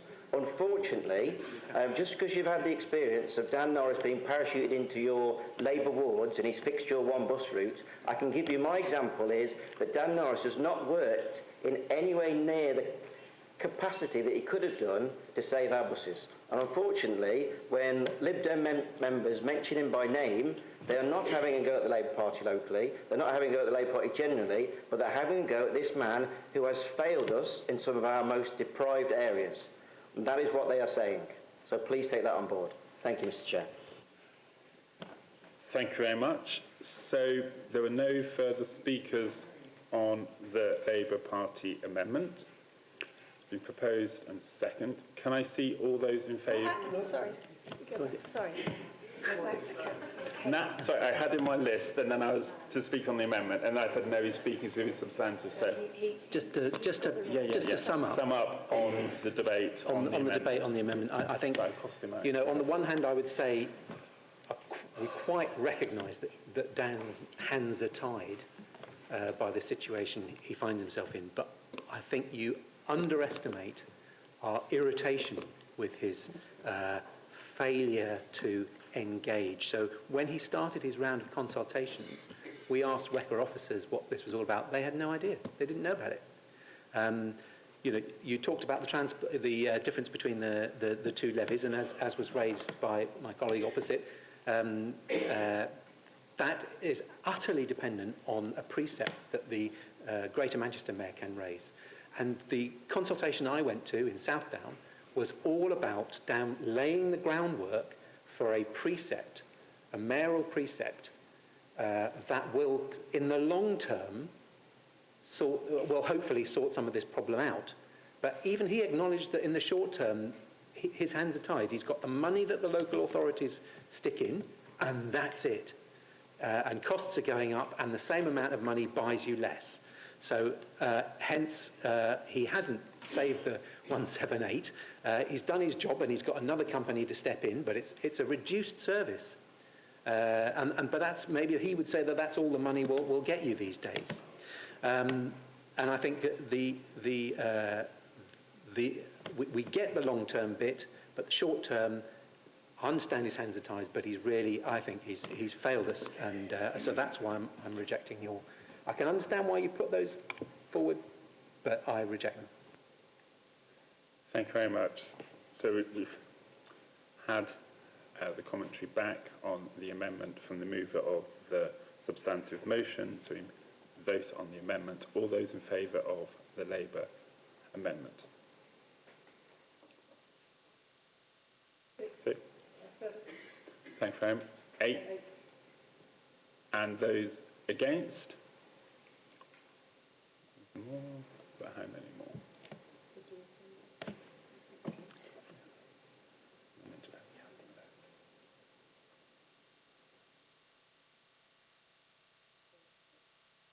Okay, and any abstentions? No abstentions. Thank you. Right, so that is defeated. So now we go back to the main motion, and I'll go back to the list of the speakers that I had in that order, and the first one was Councillor Pritchard. Yes, thank you, Chairman. We're happy to support this motion tonight, as the recent cuts to bus services in Bain will have a detrimental impact on residents. Reliable and effective bus services are vital to allow people to access amenities and use local businesses and to tackle congestion and the climate emergency. The proposed cuts will affect disadvantaged communities and residents who do not have access to private transport. As the region's transport authority, the West of England Combined Authority needs to prioritise these essential services, and this administration must do more to put pressure on the Metro Mayor to ensure this happens. The actions called for in this motion are sound, with focus placed on developing sustainable transport strategies at a local level and addressing the bus driver shortage at a national level. The Conservative group would not, however, support a bid to restore Transport Authority's ability to bring bus services back under public control. The funds that would be required for this undertaking would be astronomical at a time when residents are already being asked to part with so much of their hard-earned money. Despite this objection, we agree with the motion and the sentiment it expresses, so we were happy to vote it through tonight. Thank you very much, Councillor Pritchard. Councillor Harman, do you want to speak on the unamended substantive? Unamended substantive. There's only 5 of you. Oh, right now. Okay. I'm very disappointed in this resolution and this motion because I really think it doesn't really appreciate the difficulties the combined authority have been under. There have been huge cuts in bus services, as we know, because of lots of different factors and reasons. And the combined authority have had money, but they've been curtailed as to how they could actually use this money. And they have had to work with First Bus, who is the predominant bus contractor in the area, who have had huge difficulties themselves. So I think we're looking at a situation which is almost beyond our control in the sense that outside factors have been responsible. And I know, and I've worked with First Bus, that they have tried in many ways not to impose these cuts, and they've looked at ways around it, working with the combined authority. So, for example, the 42, which goes to the RUH, which we're all very concerned about, they're now making sure that the number 4 goes into the Park and Ride and therefore serves the RUH. So what I would like to say is, whereas there are some good points in this motion, I'm very disappointed in it because I don't think it realises quite the huge problems that we have encountered and the combined authority with the responsibility for transport services in this area has encountered and what they have tried to do to overcome some of these. And as I said in my speech, over half of the bus services that would have been cut have not been cut. You may say that the 178 has not been saved. Actually, it has been, and most of the route has been kept. So what I would say is I have disagreed with a lot of what the speakers have said. I think we are under very, very difficult conditions at the moment. I think we have to look at where bus services come back under public domain and that we should be looking at franchising. So I rest my cause. Thank you very much, Councillor Harman. Councillor David. Thanks very much. I'd like to speak in support of the motion, and my reasons for doing so is that I feel it expresses very strongly the frustration that I think we all feel with the current bus service operating model, and I do agree with what Councillor Hardiman just said. I would also like to see us move to a franchising model. But I wanted to speak tonight specifically on behalf of residents in Moorlands Ward and in particular users of the number 8 service, which is a small bus which serves the Moorlands estate and connects residents with the Moorland Road shopping area and the city centre. I know numerous residents, many of them elderly or disabled, who use this service and they rely on it and they are very concerned about its future. Like many services, this bus has been cut several times over the last 3 years, and I'm a keeper of historic bus timetables as evidence of that fact, and under the latest timetable it's now running only every 45 minutes with a reduced service further at evening and weekends. So this is a very difficult bus to catch. To be clear, I'm very grateful that we still have this service, but with repeated cuts I am seriously concerned that it is in effect being salami sliced away. From what I see, it is mainly used by older people, and I've asked for information from First about the level of concessionary fare holders and whether that is having an impact on its perceived viability, but I have not had the information returned to me. So I will continue to campaign hard for this service, and I would like to see the frequency reinstated so that it once again is a regular service that more people can use to get to school or into the city. So in summary, I very much support the motion and in particularly the call on government and the Weckham Mayor to overhaul the current operating model. Thank you. Thank you very much, Councillor David. Councillor Hodge. Thank you, Chair. These recently announced cuts to bus services of Bain represent an unexpected body blow to quality of life in the city and surrounding areas. This extensive pruning of crucial routes can only mean more isolation for those without cars, less access to employment, services, healthcare and schools, more traffic and more pollution. I support this motion and bring to your attention specifically the impact of the loss of the number 20 service in Lansdowne Ward. This service connected Lansdowne residents with the Royal United Hospital every hour from 7:50 a.m, taking less than 10 minutes along the Julian Road and Western Road, perfect for employees, volunteers, visitors and patients. It was also much used by students in the more affordable accommodation off Julian Road who relied on this direct service up to the university.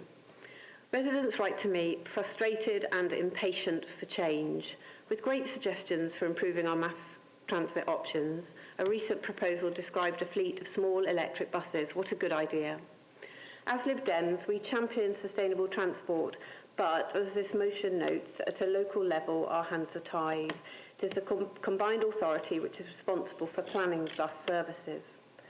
We call upon government and WECA to work together urgently to develop new solutions to the provision of public transport as a vital civic and economic amenity. Comprehensive bus services are crucial for low emission, low pollution travel. We want action and not cuts. Thank you very much, Councillor Hodge. Councillor Bromley. Thank you, Chair. I would also like to talk about the discontinuation of the number 20 bus service, which will affect many people in Weston, and in particular senior citizens, many of whom have written to Ruth and me. The number 20 bus served Weston High Street, Weston Road and Julian Road, as Councillor Rogers mentioned, before continuing on into the city. A number of Weston residents are patients at the St James Street surgery and have no other means of getting there other than to call a taxi. They also use this bus service to get to Victoria Park and other areas south of the river, for example the university, to attend arts exhibitions, etc. The cancellation of this service further inhibits older people's enjoyment of their retirement and will inevitably lead to a greater use of cars, which is not supportive of Bain's Council's drive for net zero by 2030. Encouraging residents to use dial-a-ride instead may not be helpful, as we've heard they do not have enough drivers or buses to plug the gap left by the cancellation of the number 20 and indeed other services. A new bus franchise model is sorely needed, as the present model is broken. I urge WECA to engage with other operators to fill the gap left by First Bus, not renewing the licence, to run the number 20 and other services. Thank you. Thank you much, Councillor Bromley. Councillor Kumar. Thank you, Chair. Mumbai trains are the lifeline of the metro cities. Public buses are lifeline of any society. But playing politics is the lifeline of the current administration. Any cut in public bus services is detrimental to the society, detrimental to the senior and disabled people of the society, and must be opposed. Hence, I support this motion. But I understand that WECA is the regional authority in charge of the planning bus services, but these leaders, they cannot just wash their hands.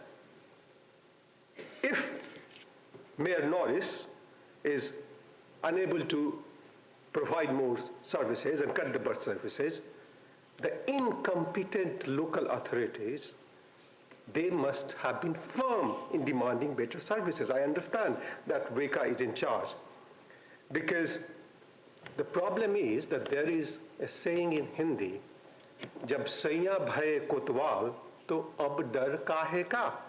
I must explain the meaning properly, because the soul of the current administration is rotten and broken, and whenever I say, they twist it and say it wrongly. This much for the corrupt mind of the current administration. And what I must explain the meaning is that when my own husband has become a police officer, why should a thief be scared of anything? WECA knows that they can do anything under this incompetent authority. Why should be I afraid of? The current administration, well, it plays politics and do not know the art of negotiation. You should read Sun Tzu Pinfa or Kautilya's negotiation skill.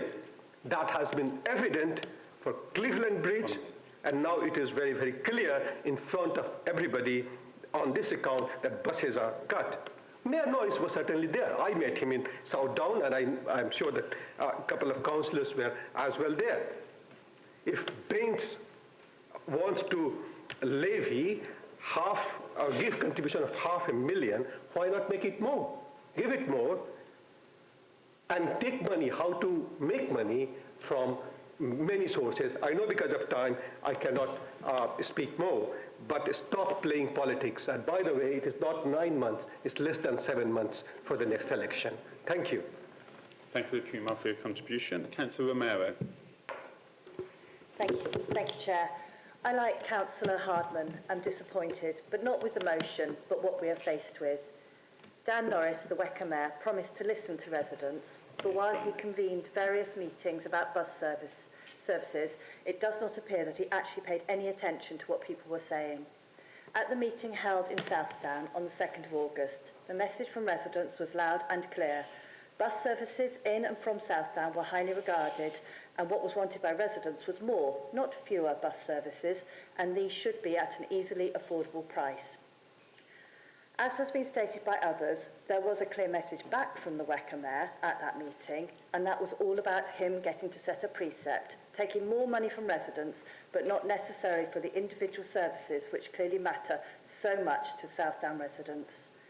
The first communication on a revised service stressed that mitigations would be made to reduce the impact, but having looked at the mitigations for the 42 to the IUH, I cannot see how travel is as previously provided, since the bus no longer goes through Southdown. Residents of Southdown will have no choice but to drive to the RUH to work and to get to appointments. With the number 12 and 20 removed, it looks like the only buses to Southdown will be the number 5 and 1, with only the number 5 taking residents who wish to visit Hakeham Cemetery. The only winners are those using bus services to the universities, who will have an increased service, which leads to the obvious question, if there are enough bus drivers for these services, why can't drivers be shared more equally to enable other routes to be retained? Such an idea might fit with Councillor Moss's wish for innovative thinking. I'd like to make one more point on buses. Those taking our children to schools. For example, there's just one now that goes to Ralph Allen School. Perhaps this is a very extraordinary plot to take us back to a golden age where everyone walked to their local school, in which case I ought to be commending Dan Norris for his cutting plan. I think not. I suspect that we are finally seeing the logical consequences of when a public service is run for profit, compounded by politicians who focus on short-term, immediate fixes for photo opportunities, rather than creating a sustainable strategy that will serve the many. Thank you very much, Councillor Romero. Councillor Hurst. Thank you, Chair. And as you gathered from my previous comments, there's a lot of anger in Odd Down about the cuts to the 42 bus. So that's the park and ride from the RUH, from Odd Down through to the RUH. And there's a lot of pain and a lot of comment that is being heard. So at most of my weekly ward surgeries, at every single one of the Odd Down community associations, this is the number one issue, the problems with the bus service. And it just, I don't think we're being listened to. I perused the government policy Bus Back Better and looked at the words that the Conservative Prime Minister wrote in that document. We want main road services in cities and towns to run so often you don't need a timetable. We want better services in the evening and weekends to reflect people's 24-hour lives and to provide safe, reliable transport for key workers. What a nonsense. We're nowhere near that. People are having to rock up to the RUH an hour early or 45 minutes early to their shift to navigate the poor bus service to get there. People are missing their appointments. If you sit on the number 4 bus and talk to people, they're missing their appointments, they're anxious, running late because they're half an hour and an hour late to their appointment of a poorly NHS which is under a lot of pressure. It's just not acceptable. We have to do something. We have to change the current system, and the motion kind of pulls out some of the key points around that. We need a decent 42. We need a decent access to our local hospitals. We don't want people driving across the city in cars or staff fighting to try and take parking spaces away from patients. We need a decent service, and this is not what we're being given. So support the motion. Thank you very much. Councillor Bourne. Thank you, Chair. I would also like to talk about the cancellation of the number 20 bus service. As others have said, these cuts to local bus services provide further evidence of the failure of the market to deliver public transport that is fit for purpose. The loss of the number 20 bus is leaving families with young children and older and less able residents of Widcombe Hill and the surrounding roads stranded with no affordable means to get in and out of Bath, up to Claverton Down and across to the RUH, other than the under-resourced dial-a-ride service, which is unlikely to be able to meet the increased demand.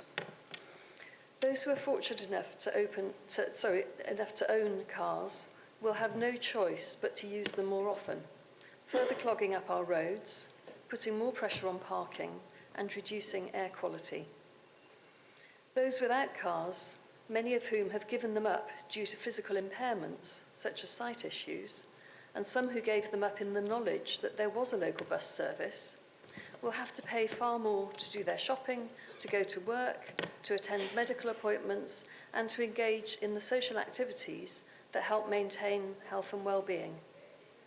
For some, this may not be possible in light of the cost of living crisis. That's all right. Noise is off. I'm pleased that some remnant of the number 20 service has been preserved to enable young people to get to and from Ralph Allen School, but this is not enough. We cannot accept the loss of this service and its effects on our residents. WECA must do everything it can to find another operator or look at other, more flexible options for providing affordable public transport in this area, and progress must be made towards addressing the current manpower shortages and reclaiming strategic control of our bus services so that we are not prey to the vagaries of the market. I am supportive of this motion. Thank you very much, Councillor Bourne. Councillor Wright. I have many words that I've written down in many places, and I've realised over many years I have been fighting for buses across the local region and particularly on the east of Bath.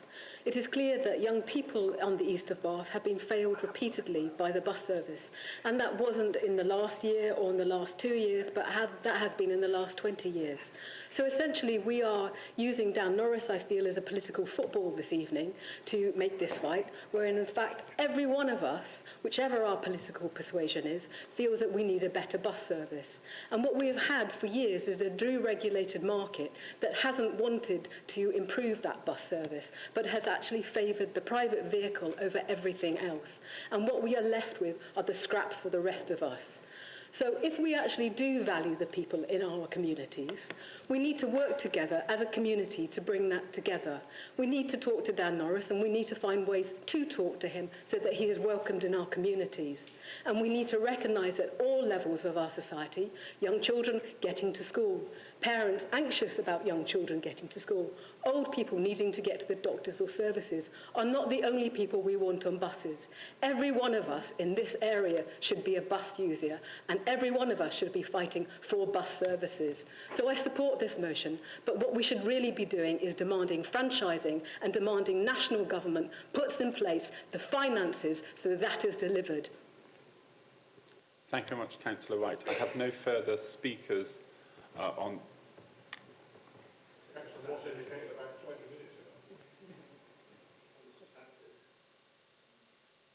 Apologies, Councillor Moss. Thank you. It's interesting. I think there's a lot that we actually agree on. First of all, that what we need is a bus service fit for purpose that actually serves local residents.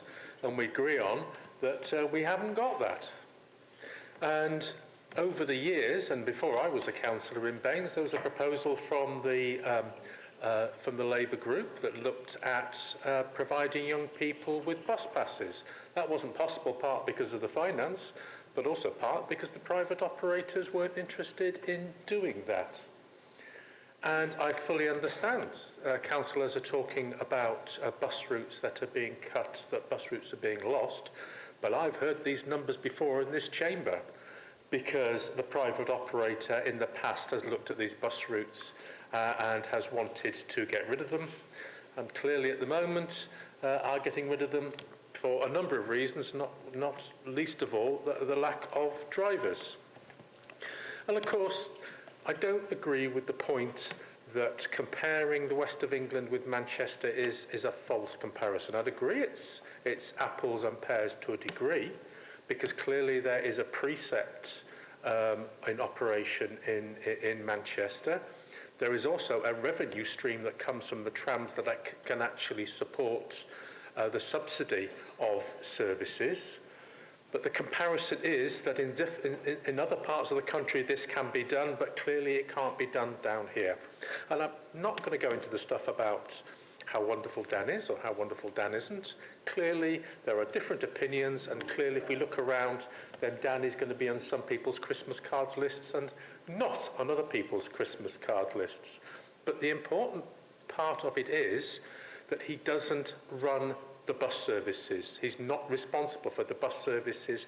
We have to rely on a private operator that in the past have not been sympathetic and clearly are cutting not only subsidised routes but commercial routes and the ability to subsidise some routes, particularly school routes. And the issue is that we have a system that does not work because unlike in Germany, unlike in Spain, we do not have a central government that believes that public transport is an adequate way of, is what we should be doing, that a subsidised public transport system is a way to go towards net zero. And while there's a lot in this motion that we'd agree with, because it actually misses the point in actually chewing away at the Metro Mayor rather than underlying issues, the Labour group will be abstaining on this motion. But let's remind ourselves that we do agree with the underlying principle that we need a public transport system that actually works.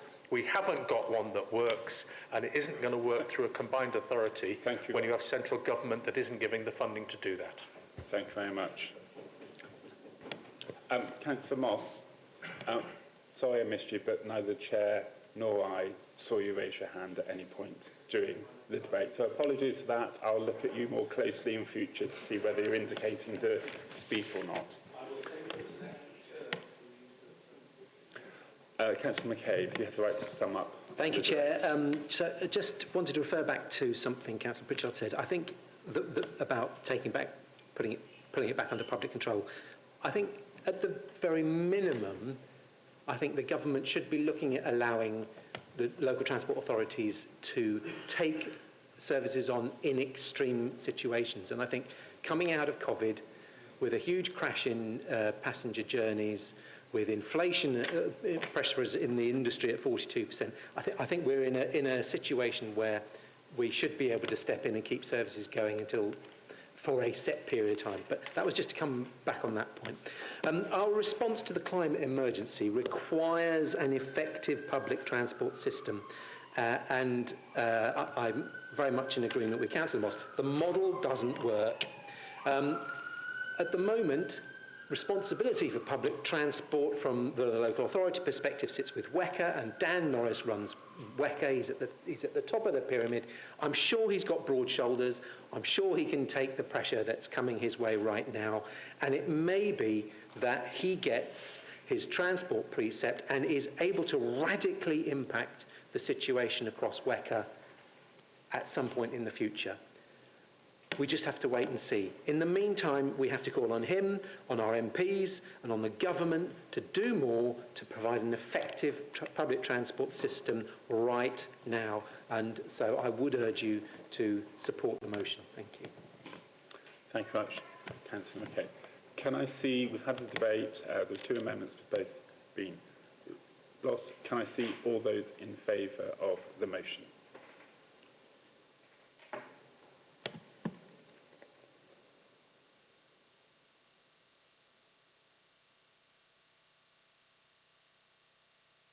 Okay. Keep your hands up, please.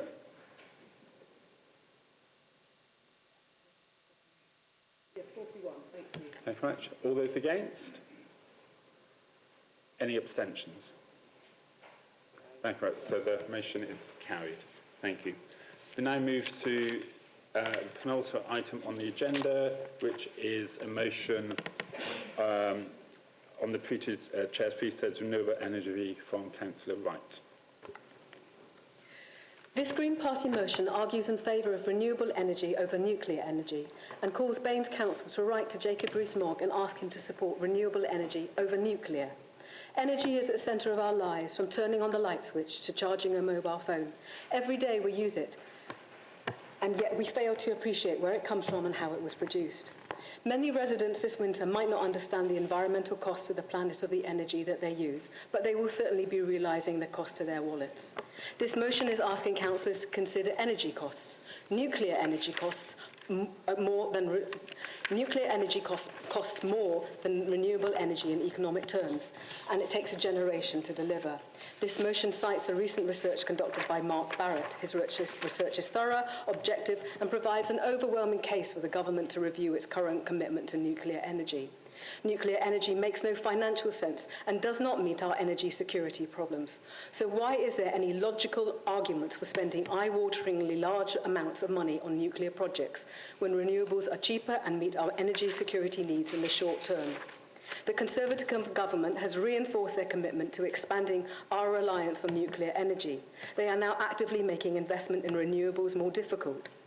What recent research confirms that renewable energy solutions are a financially and environmentally better way forward. Renewable energy is 6 times cheaper than that generated by gas-fired power stations. There are 649 wind and solar projects that already have planning permission, together with those that would save more gas than the UK imports from Russia. Wind and solar energy, together with improved storage facilities, would provide us with all the energy we need at a lower economic and environmental cost. However, to make this happen, we need to ensure that the planning process is amended so that the appropriate focus and priority is given to renewables. The current Conservative government are doing the opposite. Polling consistently shows that the vast majority of people, including Tory voters, back more wind and solar where they live.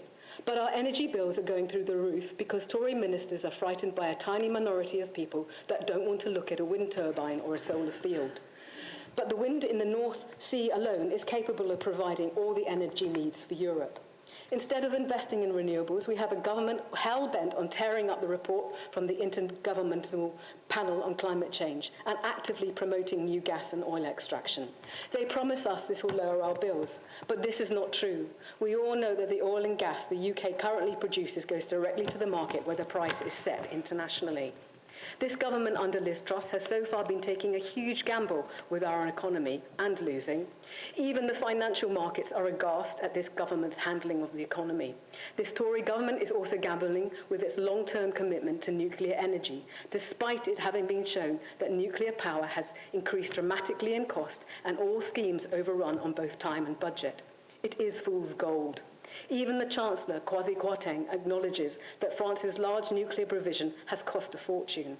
In supporting nuclear production, the Conservative government are gambling with all our finances, our energy security and our future. I urge all councillors to support this motion. Thank you much, Councillor Wright. Do we have a seconder for the motion? Thank you much. Now, we've had notice of an amendment, so we take the amendment first. Councillor Moss want to second the motion, say anything? Do you want to speak on... No, Councillor Moss, do you want to speak on this? That's what I thought, yeah. So, Councillor McCabe has a motion. It's been circulated. No, Singleton. I'm not having a good night, am I? Councillor Singleton, would you like to propose your amendment? Thank you, Chair. Firstly, I would like to thank Councillor Wright for bringing her motion to Council. The central thrust, that government policy is misguided in pursuing nuclear over renewable energy supply, which is both far quicker and cheaper to bring into operation, is absolutely right. But what she could not have foreseen when she originally presented the motion for September's Council was the chaotic government dysfunction which has done such damage to our country over the month since then. We have seen two significant and substantive changes to government energy policy, which have fundamentally changed the canvas against which Councillor Wright prepared her motion. The first was the decision to abandon the pledges of the Conservative 2019 election manifesto in regard to shale gas exploration and to lift the moratorium on fracking. This has caused a major outcry nationally, despite the Secretary of State for Business, Energy and Industrial Strategy describing those who oppose fracking as Luddites. I certainly fall into that bracket, I confess, as well I understand now as being a member of the Anti-Growth Coalition, and quite possibly, although my memory is hazy, of the Axis of Evil as well. Of course, as Councillor Sarah Warren observed with such pith and clarity in last week's press, it is surely the Secretary of State who is the fracking Luddite. The second major government move has been to announce a new round of exploration licenses for oil and gas in the North Sea, with the aforementioned Secretary of State calling for every last drop of oil and cubic inch of gas to be ruthlessly hunted down and burned. This is in direct conflict with advice from the government's own Climate Change Committee and the International Energy Agency, recklessly puts at risk our country's respected standing for international climate leadership, and could fatally unseat our legal obligation to achieve net zero by 2050. The lowest carbon, cheapest and safest form of energy is, of course, the energy that we don't need to generate at all. And it is almost beyond parody to learn that amongst all the pungent outpourings of horse and sparrow, trussonomic nonsense emanating from the bowels of Number 10 this week has been the quashing of a campaign to help consumers with tips on how to save energy and lower their bills. It would have cost £15 million, around the same as the government is set to spend each and every hour on the current energy rescue plan. Bonkers, quite simply bonkers. So Councillor Wright's motion is good as far as it goes, but circumstances, the changed circumstances, means it needs to go further, far, far further. Our amendment achieves this by reiterating Bain's total opposition to fracking and renewed hydrocarbon exploration. It calls on government to step away from narrow-minded ideological claptrap and to embrace good sense, responsibility and sound logical judgment. I commend it to Council. Thank you. Thank you very much, Councillor Singleton. Councillor Wright, do you accept the amendment? Under Rule 3126 of the Bain's Constitution, it says that a minor change can be made to a motion, but not a major one. And I suggest that the changes that Councillor Singleton is making to the motion are major and therefore cannot be taken forward. Thank you very much. I will just ask colleagues here whether, for those who didn't hear, Councillor Wright was referring to the Constitution and section 3.1.26 on motions, which is page 105. I think actually, Chair, it should be 3.1.27, which is the amendment. The section referred to by Councillor Wright is just to say that she doesn't have a lot of time at this point in the debate to respond, but she has indicated that she doesn't feel the amendment is valid under what is 3.1.27. And I just think to clarify that, my understanding for that rationale is that your motion deals with nuclear on the one hand and renewables on the other hand. Now, Chair, what you're being asked to do is to allow additional matters which are not in that motion to be debated tonight, and where that is the case, the rules say you shouldn't allow an additional matter to be introduced into the motion, and on that basis I would advise you to reject this amendment. Thank you. So, can you clarify? On what the legal officer just advised.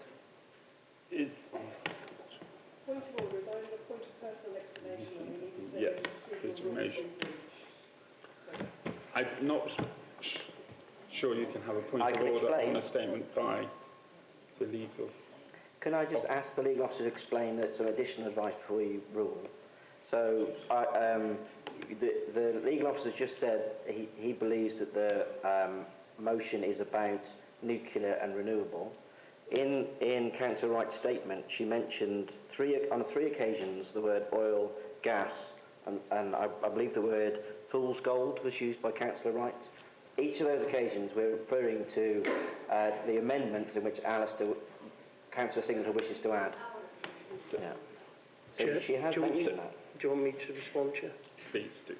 Chair, when you look at the motion, the substantive parts that Council is being asked to debate are, one, call on the government to review approvals given for Sizewell C and for investment into nuclear energy in general.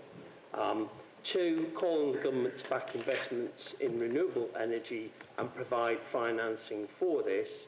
Three, calls on the government to change national planning policy on solar panels and wind turbines, i.e. renewables. And four, requests the leader to write to the Secretary of State about those matters. It doesn't in any sense relate to hydrocarbons, fracking, or resumption of drilling in the North Sea for oil and gas. So on that basis, I would advise you that even if in periphery it's mentioned by Councillor Wright, it is peripheral. What you're asking today is about nuclear and renewables. Thank you very much. So, having listened to what the legal officer has said, and also my own interpretation and reading of the original motion and what it is setting out to achieve, and what the amendment from the Liberal Democrat group has done in terms of trying to update the motion with regard to decisions that central government have made on a related but not the same issue, I am going to rule that the amendment is not appropriate, and if the Liberal Democrat group would like to bring forward a motion on fracking at a future meeting, they're more than capable of doing so. So, I move. There are no other amendments. I'd like to move another amendment. Sorry, Councillor Moss. I thought. I want to move another amendment. So you want my first person? So I want to move under 3.1.27E that we move to defer this motion, because what we need to do is get a rounded view of energy provision across Bains as a whole, and ideally reach some sort of cross-party consensus on this, because this is half a motion. Now, I was at a National Grid stakeholder event this week. It's half a motion because when you load a load of renewables onto the grid, you get peaks and troughs. And if you don't do something about the troughs, then you get power cuts. So the government has two things available to it to smooth out the troughs. One is nuclear, and the other is gas. This motion criticises nuclear in favour of renewables, but doesn't criticise gas. So if you don't address that, you're addressing only half of the national grid situation. It doesn't make sense. So I think we should defer it to the next meeting where we can actually iron this out. Is there a seconder? Yes, I'll second that. Pritchard. Can I ask the legal officer for a ruling on that? I understood that it would be only the mover of a motion could either withdraw or defer a motion, as the Labour group did earlier with our motion on pay. And we have the option of as councillors of either voting in favour, voting against, or abstaining. I don't believe we have the power to stop a debate in that sense. I will ask the legal officer. So my understanding on page 106 of the Constitution, under 3.1.27 amendments, E, someone can put forward an amendment to defer consideration of the matter. Is that correct? Chair, that's correct. Can I just elaborate? I believe that the purpose of that is if further legal advice is needed or further information is needed to make an informed decision. And so in those circumstances, it may be appropriate to defer a matter. But where there is a clear motion on the table and the individual concerned doesn't accept that amendment, it's only right, rather than to kick this into the long grass by deferring it to the next meeting, to allow this matter to be debated and voted upon. And if the party who wishes to move this deferral wishes to address additional issues, they're capable of doing that in a subsequent meeting by a motion to that effect. To help the chair, can you explain to me why what you have just said does not appear anywhere in the writing in that paragraph of the Constitution to explain that that is the only way that you can defer consideration of a matter for the reasons you outlined? Because that would be helpful for all members going forward if that was clear in the Constitution rather than just through you verbally. Chair, I can't explain why it doesn't, other than to say that sometimes the purpose of legal advice is to elaborate. I tried to do that. I think you've got to ask, what is the purpose of a deferral here? If it's got a legitimate aim, I think you should allow it. If, however, it is to kick it into the long grass or delay something which can be addressed in another way and then on another occasion, I think that wouldn't be fair to the mover of the motion who wants to address the issue of Sizewell C now, not necessarily in a month's time. Although Bath and North East Somerset Council is very important and our views on Sidewell C are interesting, I don't think, personally, us deciding what our view of Sizewell C is in October versus November in 2022 will have a material impact on government policy, in my view, as chair. So, having heard the rationale from what Councillor McCabe said for deferring the motion so it could be more rounded to include new items which have been announced by central government between the time that Councillor Wright put forward the motion looking at nuclear power versus renewables, and now there is a totally different landscape with regard to fracking and other energy sources and the debate about energy supply and demand and whether the national grid will have enough energy for us to keep the lights on in January and February in the winter this year.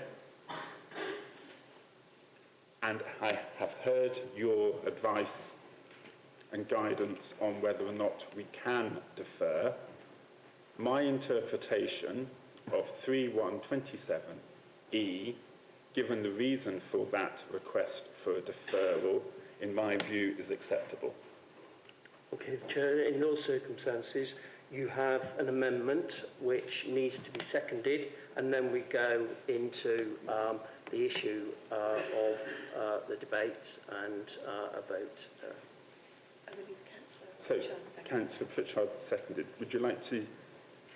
So this was on the amendment which refers to 3.1.27e of the Constitution to defer the matter for consideration. You seconded that. I'm allowing that, Chairman, to with go forward. the idea of allowing council to identify where there's a deficit in provision and then see what would be seen by this council as most appropriate. How that interprets itself would be subject of that particular debate. Thank you.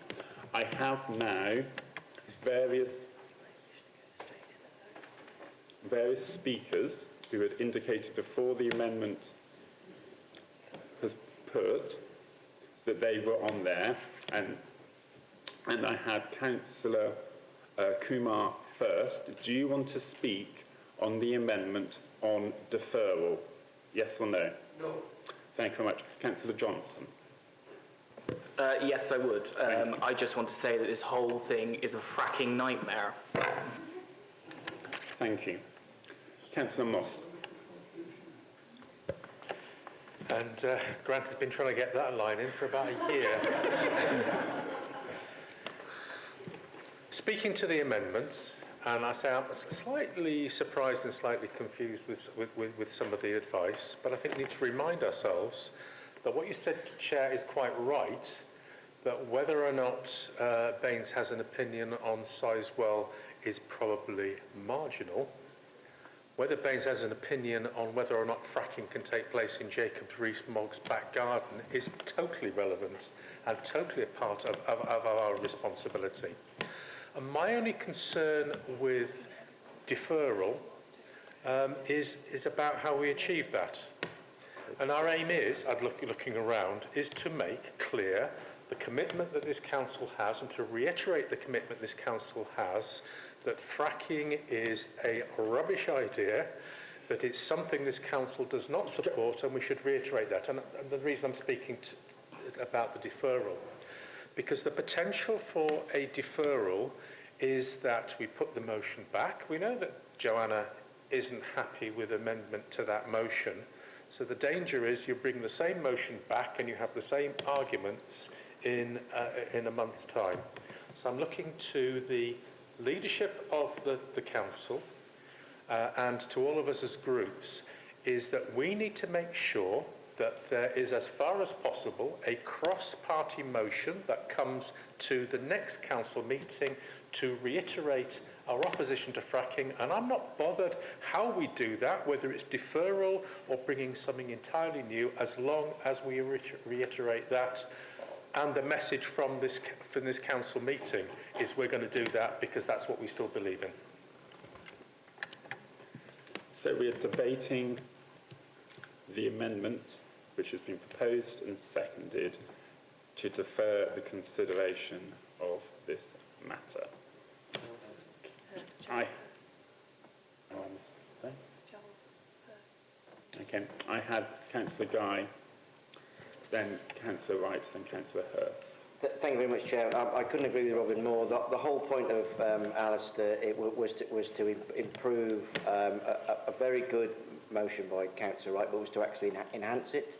So a cross-party discussion between now and the next meeting about how we can all speak as one voice on a very, very serious issue that impacts all of us and all the generations to come. This is the most important thing we can ever talk about.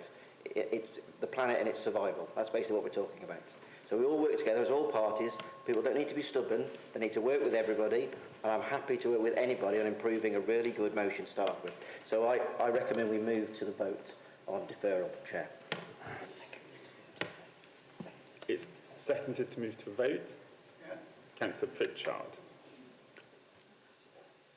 So now, that's right. I might be good at this, but I retire. So now we move, because the point be taken, we move to the vote. No, sorry. If it's a vote, if it's get the questions now. Put, which is what is said. We go straight to that, I'm sorry. Votes are usually taken by members standing, which just indicates what the room's feeling is, basically. We don't need to count numbers, it's just whether you want to move straight to the vote or not. Okay. There's a majority in the room, that's what we do. So, for those who are able, stand up if you would like to move. Don't just sit your hand up. Right, there's a majority who want to move straight to the vote. Thank you very much. So there's a majority which would like to move straight to the vote on the amendment, which I accepted, even though that's fine. Sit down now. So there's a majority who want to move to the vote on the amendment which was proposed by by Councillor McKay and seconded by Councillor Pritchard, after we had a discussion on whether or not that was permissible, and I ruled as chair that I thought it was, that we defer consideration of this matter to a future meeting. Can I see all those in favour?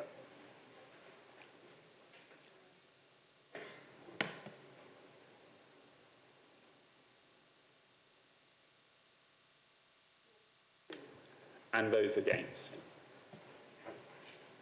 And those abstaining?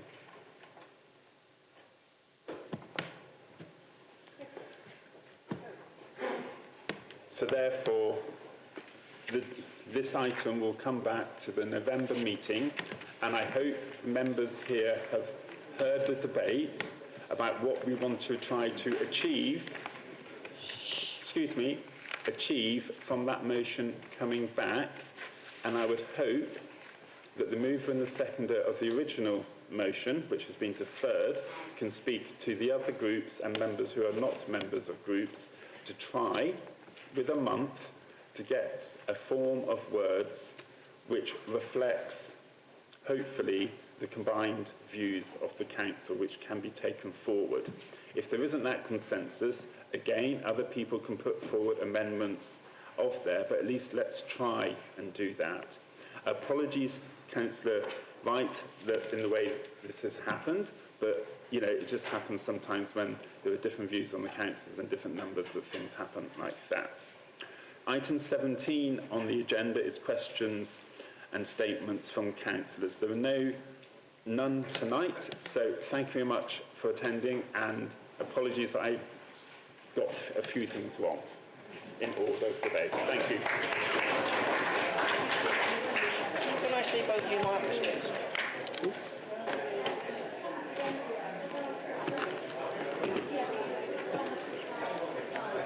Where's his office? Sorry? Where's his office? Is that next to yours? Yeah.